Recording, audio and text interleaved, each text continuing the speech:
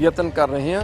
ਇਹ ਚੀਜ਼ਾਂ ਤੋਂ ਅਕਾਲੀ ਦਲ ਝਿੜਕ ਗਿਆ, ਸਿਧਾਂਤ ਵੀ ਛੱਡਤੇ, ਵਿਚਾਰਧਾਰਾ ਵੀ ਛੱਡਤੀ। ਜਿਸ ਤਰੀਕੇ ਦੇ ਨਾਲ ਲੋਕਾਂ ਦੇ ਵਿੱਚ ਅਕਾਲੀ ਦਲ ਪ੍ਰਤੀ ਰੋਸ਼ ਹੈ, ਉਸ ਕਰਕੇ ਪੰਜਾਬ ਦੇ ਮਸਲੇ ਨੇ ਚਾਹੇ ਪੰਥਕ ਮੁੱਦੇ ਨੇ, ਅਸੀਂ ਉਹ ਤੇ ਪੂਰਾ ਠੋਕ ਕੇ ਪਹਿਰਾ ਦੇਵਾਂਗੇ। ਵੀ ਤਕਰੀਬਨ ਸਾਰੇ ਹੀ ਪੁਰਾਣੇ ਜਿਹੜੇ ਆਗੂ ਨੇ, ਜਿਹੜੇ ਲੰਬੇ ਸਮੇਂ ਤੋਂ ਪਾਰਟੀ ਨਾਲ ਚੱਲ ਰਹੇ ਸੀ।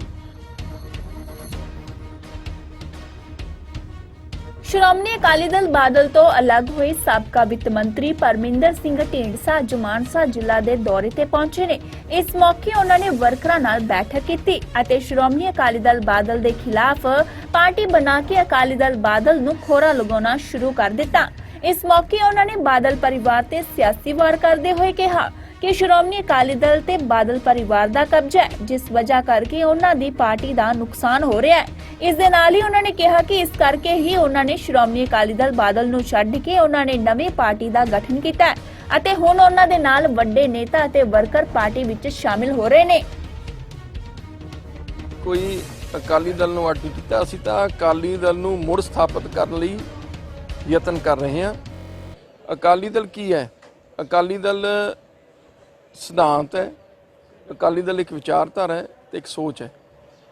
ਅਸੀਂ ਉਹਨੂੰ ਮਜ਼ਬੂਤ ਕਰਨ ਲਈ ਲੱਗੇ ਹਾਂ, ਜਿਹੜੀ ਸਰਦਾਰ ਸੁਖਬੀਰ ਸਿੰਘ ਬਾਦਲ ਜੀ ਦੀ ਅਗਵਾਈ ਦੇ ਵਿੱਚ ਇਹ ਸਾਰੀਆਂ ਚੀਜ਼ਾਂ ਤੋਂ ਅਕਾਲੀ ਦਲ ਝਿੜਕ ਗਿਆ, ਸਿਧਾਂਤ ਵੀ ਛੱਡਤੇ, ਵਿਚਾਰਧਾਰਾ ਵੀ ਛੱਡਤੀ, ਮੁੱਦੇ ਵੀ ਛੱਡਤੇ, ਪੰਜਾਬ ਦੇ ਪੰਥਕ ਮੁੱਦੇ ਵੀ ਛੱਡਤੇ, ਤੇ ਫਿਰ ਅਕਾਲੀ ਦਲ ਕਾਹਦਾ ਰਹਿ ਗਿਆ? ਉਹ ਤਾਂ ਕੋਈ ਮੈਂ ਸਮਝਦਾ ਅਕਾਲੀ ਕਹਾਉਣ ਦਾ ਉਹਨਾਂ ਨੂੰ ਹੱਕ ਨਹੀਂ, ਜਦ ਉਹ ਅਕਾਲੀ ਦਲ ਦੀ ਕਿਸੇ ਜਿਹੜੀ ਸੋਚ ਤੇ ਹੀ ਨਹੀਂ ਚੱਲਦੇ। ਸੋ ਅਸੀਂ ਇੱਕ ਮੁਹਿੰਮ ਤੋਰੀ ਹੈ ਅਕਾਲੀ ਦਲ ਨੂੰ ਬਚਾਉਣ ਦੀ, ਕਿਉਂਕਿ ਅੱਜ ਅਕਾਲੀ ਦਲ ਦਾ ਭਵਿੱਖ ਖਤਰੇ ਦੇ ਵਿੱਚ ਹੈ। ਜਿਸ ਤਰੀਕੇ ਦੇ ਨਾਲ ਉਹ ਚੱਲ ਰਹੇ ਨੇ, ਜਿਸ ਤਰੀਕੇ ਦੇ ਨਾਲ ਲੋਕਾਂ ਦੇ ਵਿੱਚ ਅਕਾਲੀ ਦਲ ਪ੍ਰਤੀ ਰੋਸ਼ ਹੈ, ਉਸ ਕਰਕੇ ਅੱਜ ਸਮੇਂ ਦੀ ਲੋੜ ਮੁਤਾਬਕ ਢੀਂਡਸਾ ਸਾਹਿਬ ਨੇ ਫੈਸਲਾ ਕੀਤਾ ਕਿ ਅਸੀਂ ਆਪਣੇ ਸਾਰੇ ਸਾਥੀਆਂ ਨੂੰ ਲੈ ਕੇ ਅਕਾਲੀ ਦਲ ਨੂੰ ਬਚਾਵਾਂਗੇ, ਅਕਾਲੀ ਦਲ ਦੀ ਸੋਚ ਨੂੰ ਜਿਹੜਾ ਬਚਾਵਾਂਗੇ, ਉਹ ਤੇ ਚੱਲਾਂਗੇ। ਚਾਹੇ ਪੰਜਾਬ ਦੇ ਮਸਲੇ ਨੇ, ਚਾਹੇ ਪੰਥਕ ਮੁੱਦੇ ਨੇ, ਅਸੀਂ ਉਹ ਤੇ ਪੂਰਾ ਠੋਕ ਕੇ ਪਹਿਰਾ ਦੇਵਾਂਗੇ।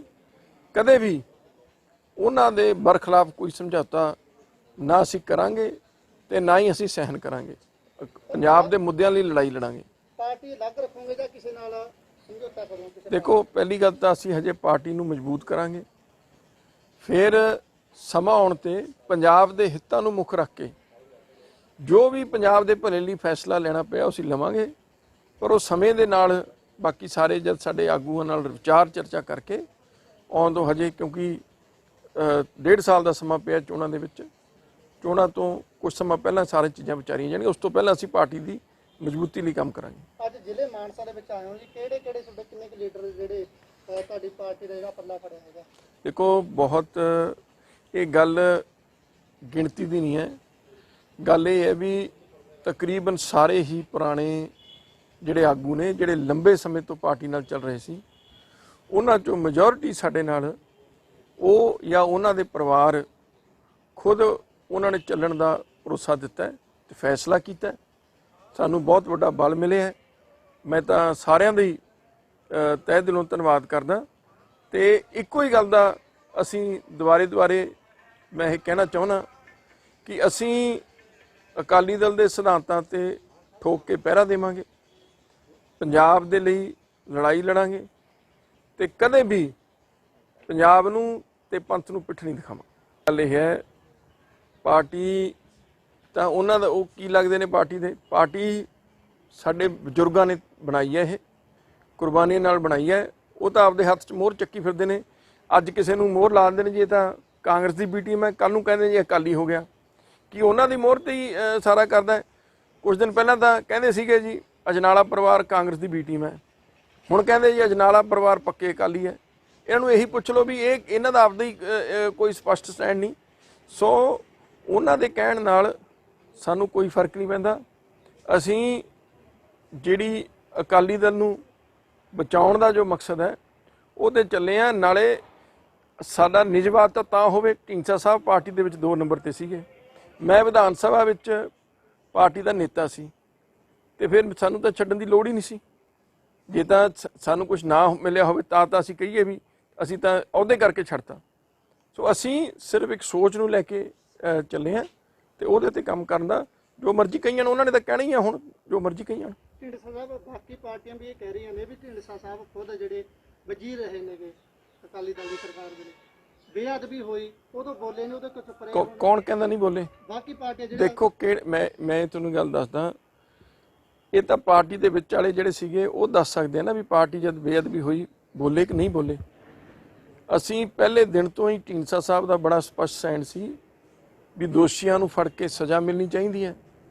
ਅਕਾਲੀ ਦਲ ਦੀ ਸਰਕਾਰ ਹੈ, ਇਸ ਲਈ ਸਾਨੂੰ ਇਸ ਗੱਲ ਦੀ ਖਿਮਾ ਯਾਚਨਾ ਕਰਨੀ ਚਾਹੀਦੀ ਹੈ ਵੀ ਸਾਡੀ ਸਰਕਾਰ ਦੇ ਸਮੇਂ ਇਹ ਘਟਨਾ ਹੋਈ। ਪਹਿਲੇ ਦਿਨ ਤੋਂ ਹੀ ਇਹ ਬੜਾ ਸਾਫ਼ ਤੇ ਸਪਸ਼ਟ ਸਾਡਾ ਸਟੈਂਡ ਸੀ। ਕੋਈ ਕਹਦੇ ਵੀ ਅਸੀਂ ਇਹ ਸਟੈਂਡ ਨਹੀਂ ਰੱਖਿਆ ਤਾਂ ਅਸੀਂ ਦੇਣਦਾਰ ਹਾਂ। ਸੋ ਹੁਣ ਕਹਿਣ ਨੂੰ ਜੋ ਮਰਜ਼ੀ ਕਹਿਣ, ਜੇ ਕੋਈ ਮੰਤਰੀ ਬਣਨਾ ਕੋਈ ਗੁਨਾਹ ਤਾਂ ਨਹੀਂ ਹੈ। ਜੇ ਤਾਂ ਅਸੀਂ ਮੰਤਰੀ ਬਣ ਕੇ ਕੋਈ ਗਲਤ ਕੰਮ ਕੀਤਾ ਹੈ ਫਿਰ ਸਾਨੂੰ ਗੁਨਾਹਗਾਰ ਤੁਸੀਂ ਬਣਾਓ ਵੀ ਆਹ ਤੁਸੀਂ ਗਲਤ ਕੰਮ ਕੀਤਾ ਸੀ। ਤਾਂ ਸਾਡੀ ਜਿਹੜੀ ਜ਼ਿੰਮੇਵਾਰੀ ਸੀ ਜੇ ਅਸੀਂ ਨਹੀਂ ਨਿਭਾਈ ਤਾਂ ਤੁਸੀਂ ਸਾਨੂੰ ਗੁਨਾਹਗਾਰ ਕਹਿ ਸਕਦੇ ਹੋ। ਕੋਈ ਮੰਤਰੀ ਰਹਿਣਾ ਜਾਂ ਅਕਾਲੀ ਦਲ ਦੀ ਸਰਕਾਰ ਸੀ ਤਾਂ ਅਕਾਲੀ ਆ, ਹੁਣ ਵੀ ਅਕਾਲੀ ਆ, ਅਸੀਂ ਉਹੀ ਸੋਚ ਨੂੰ ਲੈ ਕੇ ਚੱਲੇ ਹਾਂ, ਅਕਾਲੀ ਦਲ ਦੀ ਸਰਕਾਰ 'ਚ ਰਹੇ ਹਾਂ।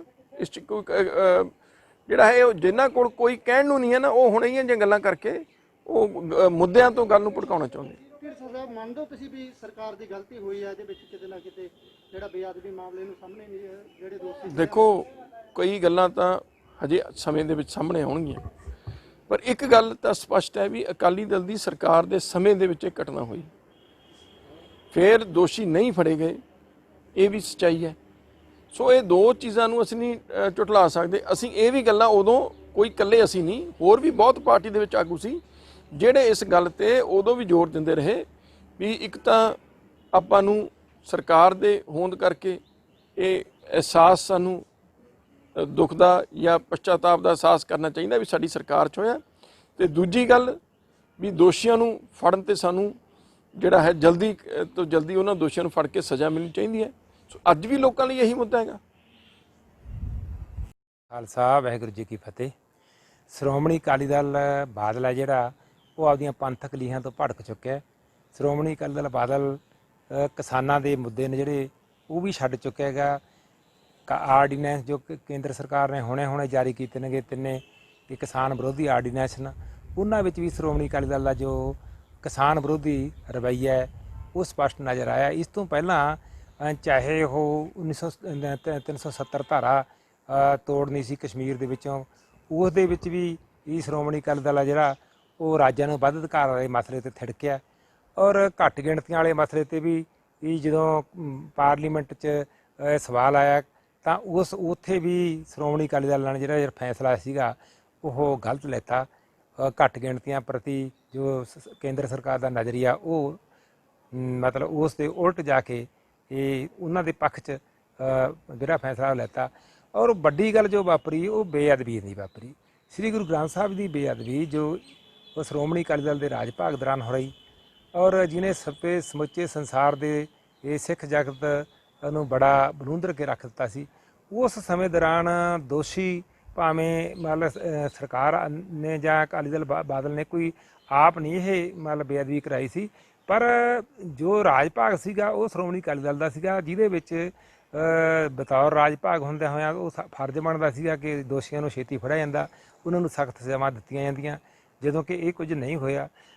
ਉਸ ਤੋਂ ਬਾਅਦ ਜੋ ਹੁਣ ਵੀ ਹੋ ਰਿਹਾ ਹੈਗਾ 267 ਸਰੂਪਾਂ ਦਾ ਸ੍ਰੀ ਗੁਰੂ ਗ੍ਰੰਥ ਸਾਹਿਬ ਜੀ ਦੇ ਸਰੂਪ ਗੁੰਮ ਹੋ ਜਾਣਾ, ਇਹ ਵੀ ਸਿੱਖ ਹਿਰਦਿਆਂ ਨੂੰ ਇਹਨਾਂ ਨੇ ਇਸ ਗੱਲ ਨਹੀਂ ਬਲੂੰਦ ਰਹੇਗਾ।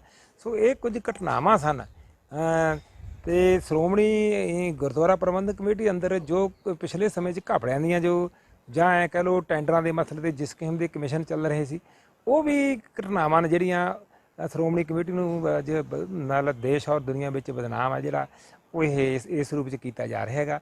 ਸੋ ਅਸੀਂ ਚਾਹੁੰਦੇ ਹਾਂ ਵੀ ਸ਼੍ਰੋਮਣੀ ਗੁਰਦੁਆਰਾ ਪ੍ਰਬੰਧਕ ਕਮੇਟੀ ਨੂੰ ਕਿਵੇਂ ਬਚਾਇਆ ਜਾਵੇ, ਸ਼੍ਰੋਮਣੀ ਗੁਰਦੁਆਰਾ ਪ੍ਰਬੰਧਕ ਕਮੇਟੀ ਨੂੰ ਕਿਵੇਂ ਇਹਨਾਂ ਦੇ ਪੰਜੇ 'ਚੋਂ ਕੱਢਿਆ ਜਾਵੇ, ਔਰ ਸ਼੍ਰੋਮਣੀ ਅਕਾਲੀ ਦਲ ਨੂੰ ਸਹੀ ਪੰਥਕ ਲੀਹਾਂ 'ਤੇ ਕਿਵੇਂ ਲਿਆਂਦਾ ਜਾਵੇ। ਸੋ ਇਸ ਕਰਕੇ ਅਸੀਂ ਇਹਨਾਂ ਨੂੰ ਛੱਡ ਕੇ ਸ਼੍ਰੋਮਣੀ ਅਕਾਲੀ ਦਲ ਢੀਂਡਸਾ ਸਾਹਿਬ ਨਾਲ ਜੁੜਨ ਜਾ ਰਹੇ ਹਾਂ। ਆਉਣ ਵਾਲੀਆਂ ਜਿਹੜੇ ਐਸਜੀਪੀ ਦੀਆਂ ਚੋਣਾਂ ਹੋਣਗੀਆਂ, ਤੁਹਾਡੀ ਜਿਹੜੀ ਪਾਰਟੀ ਵੱਲੋਂ ਐਲਾਨੇ ਜਾਣਗੇ ਉਮੀਦਵਾਰ? ਦੇਖੋ ਉਹ ਸਟ੍ਰੈਟਜੀ ਹੈ ਜਿਹੜੀ ਸ਼੍ਰੋਮਣੀ, ਅਸੀਂ ਤਾਂ ਜੇ ਸ਼੍ਰੋਮਣੀ ਅਕਾਲੀ ਦਲ ਡੈਮੋਕ੍ਰੇਟ ਵਿੱਚ ਅਜੇ ਸ਼ਾਮਲ ਹੀ ਹੋਏ ਹਾਂ, ਅਜੇ ਬਾਕੀ ਸਾਡਾ ਪ੍ਰੋਗਰਾਮ ਹੈ ਜਿਹੜਾ ਸਾਡੇ ਇਲਾਕੇ ਦੇ ਵਿੱਚ ਜਿੰਨੇ ਸਾਡੇ ਸਮਰਥਕ ਹੋਣਗੇ ਉਹਨਾਂ ਦਾ ਪ੍ਰੋਗਰਾਮ ਆਉਣ ਵਾਲੇ ਦਿਨਾਂ 'ਚ ਲੀਕਿਆ ਜਾਣਾ ਤੇ ਉਸ ਤੋਂ ਬਾਅਦ ਜਿਹੜਾ ਹੈਗਾ ਸ਼੍ਰੋਮਣੀ ਅਕਾਲੀ ਡੈਮੋਕ੍ਰੇਟ ਉਹ ਕੀ ਕਿੱਧਰ ਨੂੰ ਫੈਸਲੇ ਲੈਂਦੀ ਹੈ ਉਹ ਬਾਅਦ ਦੇ ਵਿੱਚ ਹੈ। ਪਹਿਲਾਂ ਤਾਂ ਪਾਰਟੀ ਸਾਰੀ ਹੈ ਜਿਹੜੀ ਉਹ ਮੁਹਿੰਮ ਚੱਲ ਰਹੀ ਹੈ।